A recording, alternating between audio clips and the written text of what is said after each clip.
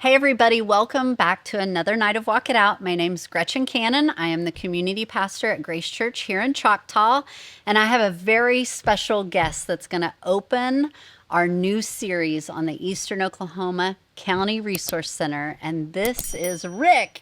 He is the senior pastor of the church caddy corner from us on Church Corner. That's right. We need to buy that property on the empty corner. Put one more church. Well, or build like a community center, like where we can have a gym Oh, and wow. play basketball. Wouldn't that be fun? would be great. And we could all do it together. That would be great. That would be fun, wouldn't it? It would. One day, right? One day. Yeah. Well, man, thank you for being here. Thank you for inviting me. And I know, like, I've heard bits and pieces of the story about how the Lord just started speaking to you through a sermon that you were giving to your church. But before that, just for those people that don't know you, Okay. who are you? Okay. You know, how long you been around here? right. You know, those kind of things. Well, I am in my 23rd, just about to finish up my 23rd year. And I came in the year 2000, and it's been a great journey. God's done a lot in the church. In 2005, 5 years after getting here, my wife passed away. Right. That was a big event in life, and I had three young kids. And I had about 18 months before God brought someone into my life that I got to meet, and ultimately 3 years later married. Stephanie, right? Stephanie, Yeah. And so between us we have 6 kids, and she's been a huge blessing to me. And it's been a great journey. Time flies by. You know, I look in the mirror now and I'm like, man, you're at the end. Yeah. You know, and Well, everything has different meaning. Yes. Yeah. Yeah, you've got a different perspective Yes. for sure. Yeah. Yeah. Yeah. Yeah, I remember I was teaching in the district when your wife passed away and just praying for your family. I didn't know her. I didn't even know you. But praying for your family, for those kids, for even the school that your family was very active in. Right. You know. Yeah, And it so, was a yeah, blow. You know, God does use all things. He does. I wouldn't wish that experience on anybody, but God did some incredible work Right. in my life through it. So Mhm. Yeah.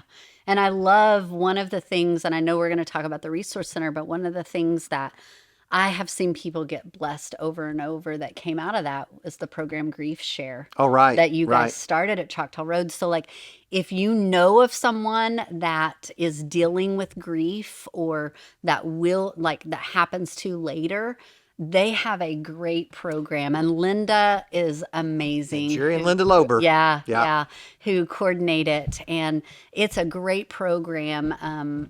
They run a semester, if I remember right, but it's a support group, education, understanding for those that are That did it. dealing with grief. It all flowed out. That moment kind of changed my perspective on some things.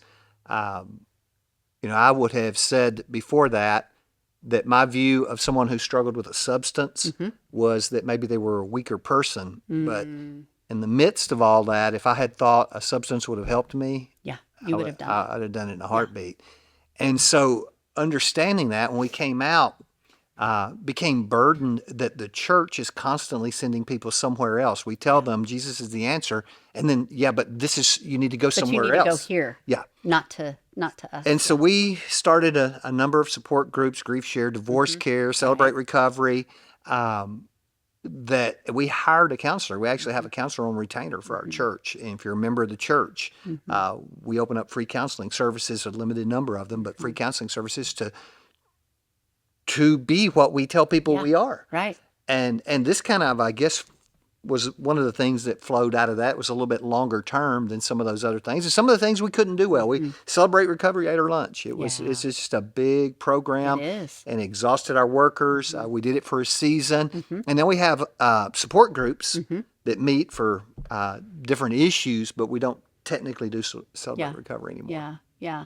And so I know there's people that I am in relationship with that I've gotten plugged into Grief Share. I've even gone with them. Like, I will go with you. Let me go with you the first It's a great time. program. Because it is. It Right. really is. Yeah. And so I just reminded as you were talking about, like, he uses all things for our good. He uses does. that situation for your good, but also our community's good. So thank you for allowing that to You're more than happen. welcome. A lot of people won't allow that, you know. So Right. thank you.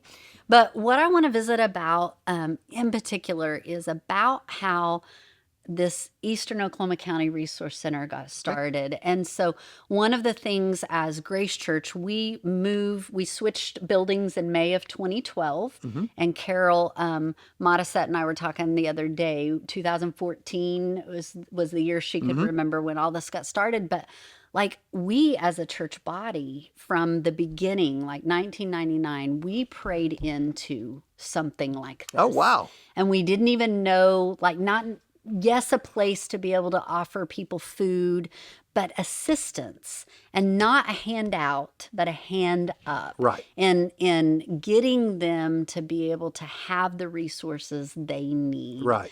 to make ends meet, but not just that, but to actually be successful and thrive. Find a solution. Yeah, in their relationship with Jesus as well as practical. And I don't know if you're aware, but one of my passions in being involved in this is when I was in college. I was going to school to be a school teacher, and I was working 3 to 4 jobs, depending on it, living on my own. But on Fridays, I would go to food pantries. And because I just was trying to make ends meet, Right. so I could get to the place. Now, could I have reached out to my friends or even my church and even my boyfriend at the time, who's now my husband?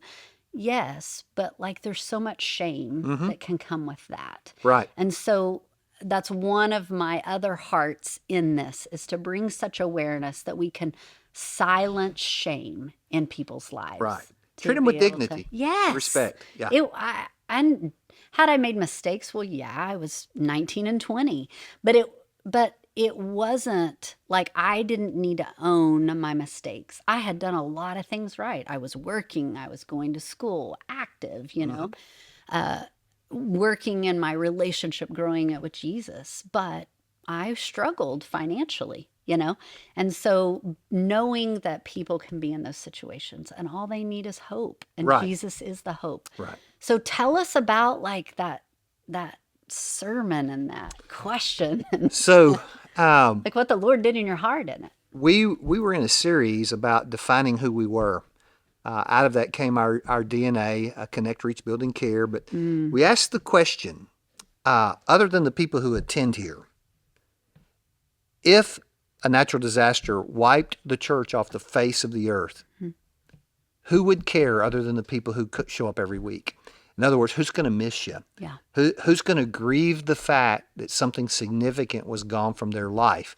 Maybe they never set foot in the door, but somehow they were blessed, helped, encouraged by the church. And that was the start. And it was a crazy journey, because determining how to do that, we went through a season where we thought we were supposed to buy either a truck or a van and move community to community, set up a day. We're going to be in your community on Thursday, and we're going to hand out food. And there were some practical issues with that not working, and just trying to figure it out, because a building and a piece of property was just too big of a dream. And we are recording this In in the a building yes. on a property that was paid for. Right. Paid for. Yeah, Debt-free. completely debt free. Yeah. And the food and everything Yeah. in it. And so, we started just meeting specific needs with the school. You guys are part of the school drive that we do every year, and trying to bless the schools. Then we did lice kits. We've done burnouts when people have a fire, and we go in and try to help there. But the big thing that really put us on the map was the Eastern Oklahoma County Christmas Party. Yeah. And we did it differently. We didn't want to just hand out stuff. One of our core values, one of our DNA, points of our DNA is we believe God created us for relationships. First and foremost with Him, secondly with each other. And if we believe that, just handing a bag of food to somebody doesn't create a relationship or a gift to them. And so from the beginning, when we did the Christmas party, we created these families that would be waiting for a family to show up, and assign them, and they began to walk with them before they got there. And boy, before that was over, people were holding signs up like they were at an airport, welcome to the Smiths, and so glad you're here. And we did food, we did good food, like party food. And the ladies at our church cooked up so much stuff. Other churches, they cooked up so much stuff. It's awesome. We did a separate party for the teenagers and a separate party for the children. gave away some really big stuff. TVs to the young people, those basketball goal things, that just stuff that was never going to be a reality for them. Right. And while Blow they their were doing minds. that, Yeah. we had a band, a secular band, playing some of the great rock hits of the 70s and 80s. You're aging yourself. Oh, I loved it. I loved it. Playing some Eagles That's and awesome. some Christmas music, Yeah. and just we did a party. Yeah. And they were the guest of honor. And we had photographers. Life Touch Studios came in, and for many years did family portraits for people who would never have a chance to pay for a family portrait. Yeah. And printed them off right there, put them in their hands, and it was crazy, Gretchen, because some of these people would look at their host family and say, "Would you get in a picture with us?" That's Is so that cool. immediately there was a bonding, and the stories that came out of that. So we did that. Wow, for years, and it got big, and churches. You guys are part of it. Churches began to get on board. We needed a place away from our building because it becomes more of a community effort. Right. If we could get it out of our facility. Oh yeah. Eastern Oklahoma County, Absolutely. there's just not that many options out there. School's not open for things like that. Yeah. So we began to dream about this, and we had a man in the community, Ken Brewer, gave us a great deal on a piece of property, and that was our first purchase. That's awesome. Bought this 1 acre lot, and then began trying to raise money, and churches and businesses. I can't underestimate what the businesses have done. Began to pool money in a community effort to build this building. And this is about a 5,000 square foot building, and food, and we have a room to do education. If you want to know how to do a budget, you want to know how to do your taxes. Eden Clinic is going to come over and use the building for counseling. But it started by asking that question: if we disappear, who cares?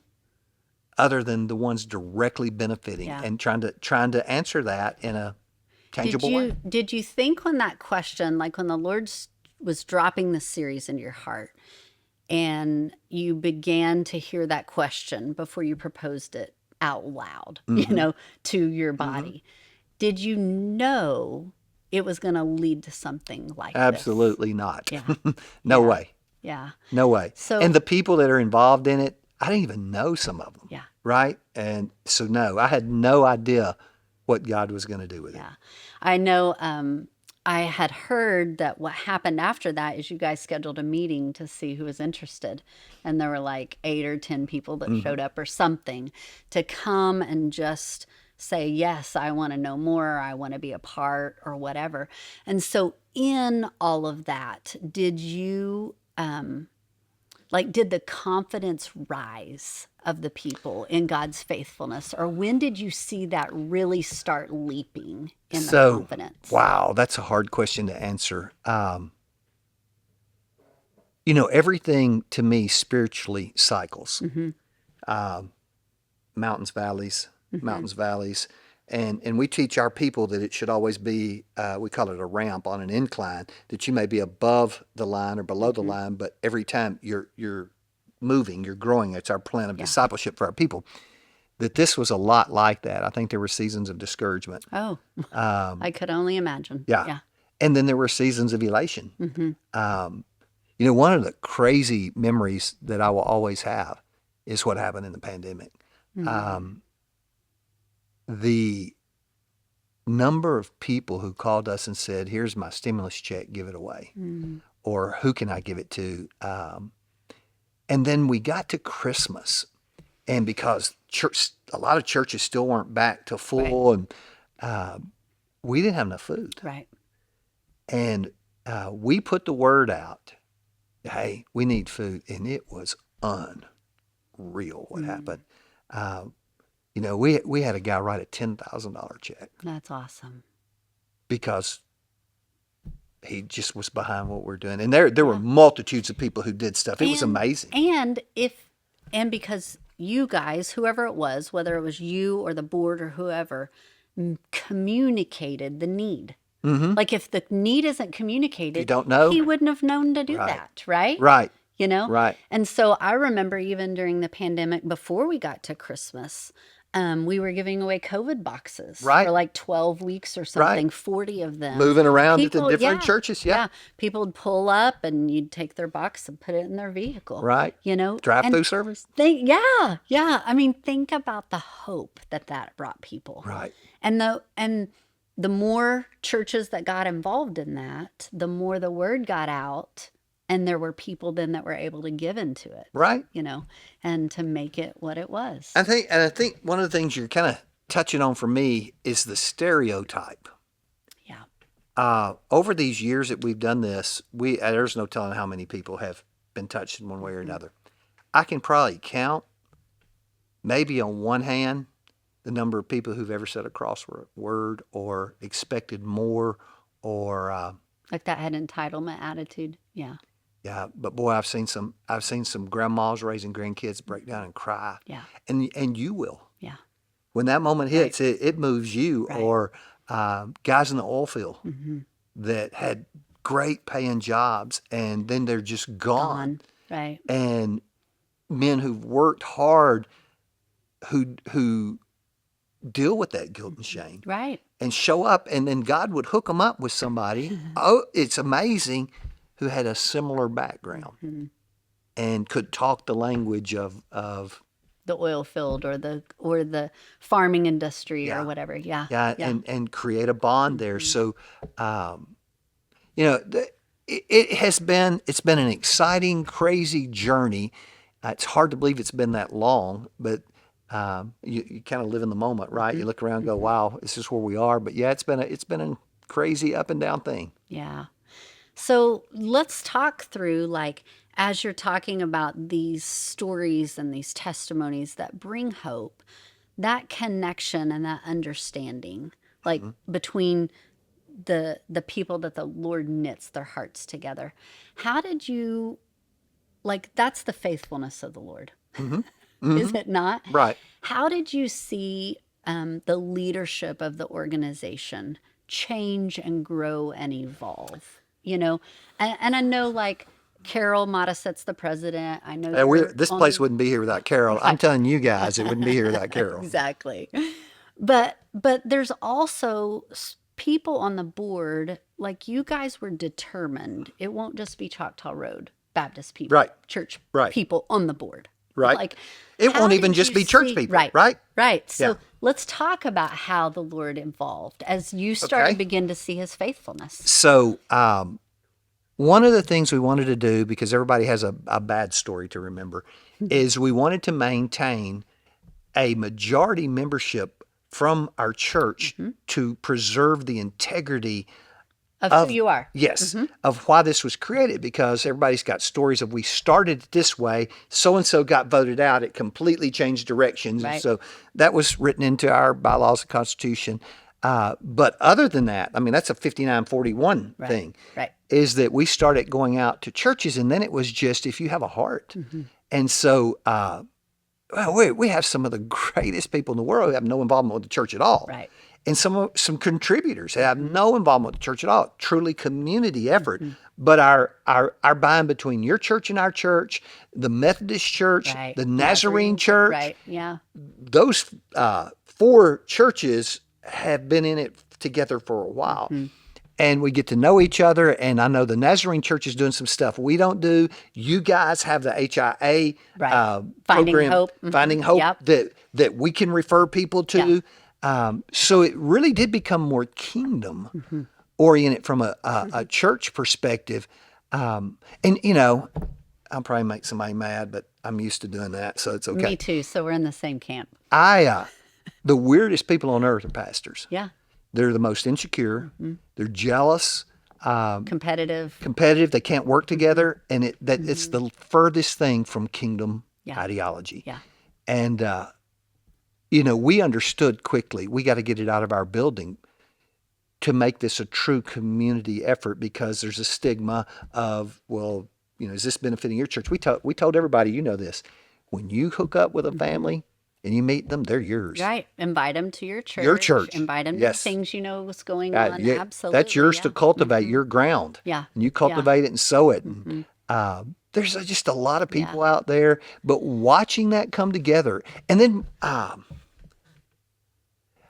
I think we had to teach people, which all of following Jesus is a discipleship journey, but Is it not? giving very clear instruction about what we do and we don't do.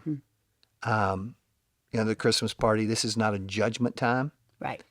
This is a love time. Yeah. We actually, we had a security team that we appointed that would handle any problem. That if you're loving on a family, a problem is not yours to solve.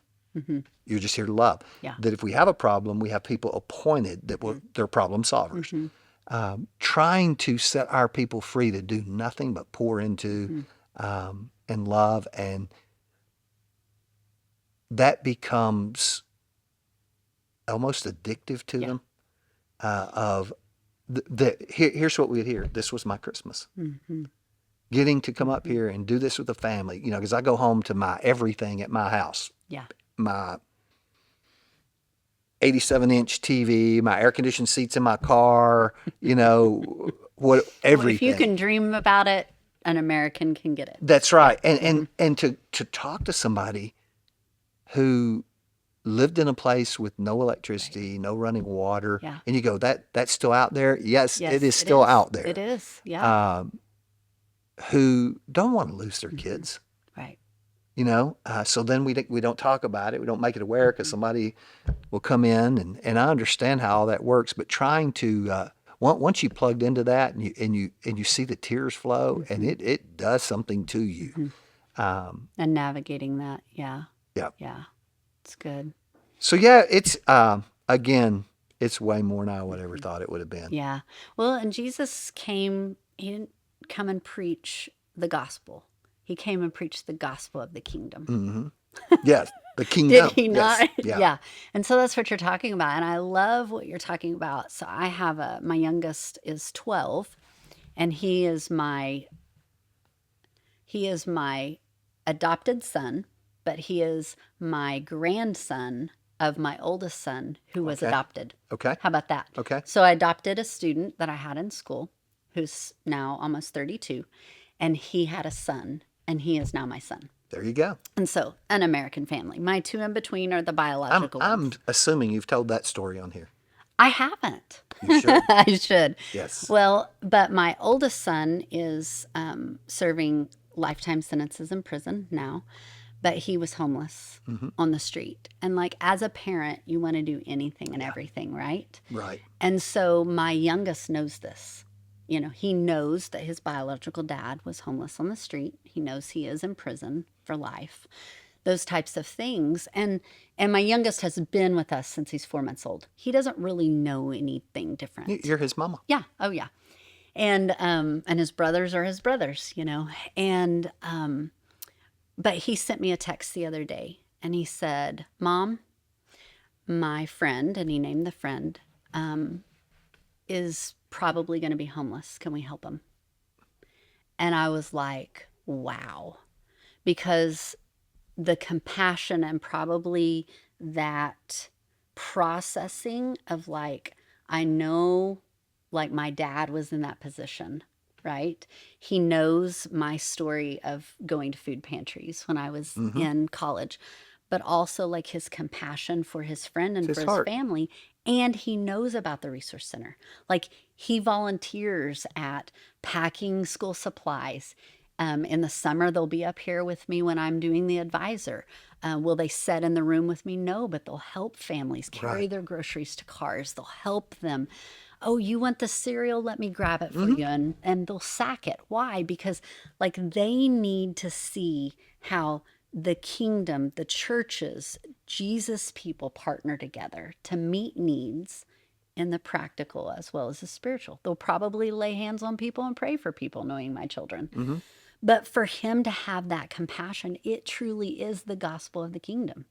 It's not just good news. Right. It is good news that he wants to be Lord of your life and rule and reign from the inside out. It is who you are. Yeah. And it is. So that's what I love. Like I love a lot of what you're talking about, but just talking about like, this is kingdom. And that's what I shared that 25 years ago as a church. We began praying into how can we partner with other churches And that it's so change difficult. our area. It is. Jesus and it said, shouldn't be. Jesus said, they shall know you're my disciples, my followers, because you love one another. And it doesn't look like it. Yeah. And it doesn't mean just one another within your own Right. local organization, but you love one another. Yeah. Yeah. I love it. In this series, I'm going to have so many people on that are from so many different churches. And I am so excited about it. That's cool. Just to bring awareness on like how we're all partnering together and what we're doing and testimonies and how we're becoming friends, not just acquaintances, Right. but true friends in the kingdom. Created for relationships. Right. Yeah. Brothers and sisters in Christ. So, Yeah. yeah. Well, is there anything else you want to share with the people? I'm grateful for the opportunity. God does exceedingly more than we can ever ask or think. And he has in this, and I don't know where the next few years go, what this looks like, but Yeah. I'm sure it's going to continue to unfold. I would tell you, if you're listening and you know anybody that needs help, refer. Right. Refer. Yeah. Man, because we're looking for those opportunities. Right. Yeah, absolutely. Well, and I'm grateful that you asked the question in 2014. Well, thank you. To the Lord, to your congregation, to yourself, like what is this? And that you are willing to let other people come alongside of a vision that the Lord planted inside of you to make happen. And here's the truth. I'm becoming less and less. Yeah, really, the way it in should this. be. Yeah. Should it not? You're still part, but you're like, it doesn't rise and fall on whether you personality you have the answer. Yeah. Or like you as the head person, like Jesus is the head of his church, is he not? And that's what this is becoming. Yeah, it is amazing. You do a really good job with this. Oh, thank you. Yeah. I enjoy it. Yeah. And I love that he put it on my heart to do this series. I was like, I don't know how this is going to work in the schedule. And then I found a day that the physical, I call this the headquarters, but the physical headquarters of the center is closed. And I was like, let's do this. Yeah. Let's do this. Awesome. And but thank you for the opportunity. Like, because of you walking out your obedience to the Lord, I'm able to sit here and have this conversation with you and others. So it's a blessing. Yeah. Well, if you need help, just like what he said, reach out. Like, I'm reminded of Philippians 2, verse 3. It says to be free from pride-filled opinions, because they only harm our cherished unity. And we can't unify with you to get you help, to get you in a place where Jesus really wants you to be, if you don't let that go and just come and ask for help. So you can go to our website, EOCRC.org, or you can call 405-297-4998. And if nobody answers the phone, don't worry. Leave a message. Jeff, our director, gets those, and he is so diligent about contacting you back. So 405-297-4998. And will you pray us out? I will. Okay. Thank you. You're welcome. Father, thank you for the time that you've given us, and maybe just in the middle of a busy day to pause and remember all the good you've done. Yeah, thank you. And Father, thank you for Gretchen and just how she's doing this. And Father, what a blessing it was for me today to get to be a part of it. I pray a blessing on her church, on Grace, Father, and that you just keep working and reaching people there. And Father, on all the churches that are involved. And Father, may we be a light set in a world of darkness. Father, on a hill that all men may see. That's our prayer for this organization and for our churches. In Jesus' name, amen. Amen.